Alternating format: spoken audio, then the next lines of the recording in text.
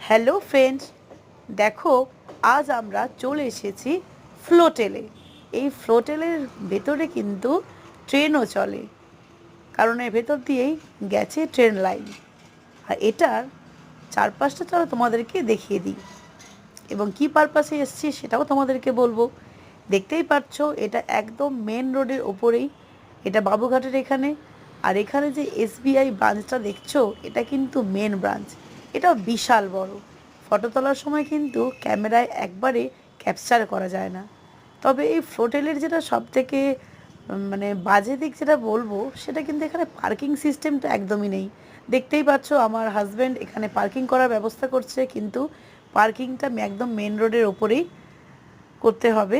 তো ভেতরে পার্কিংয়ের কোনো ব্যবস্থা নেই, শুধুমাত্র কোনো স্পেশাল পারপাস বা যারা স্টাফ হয়তো তাদের জন্যই ব্যবস্থা আছে।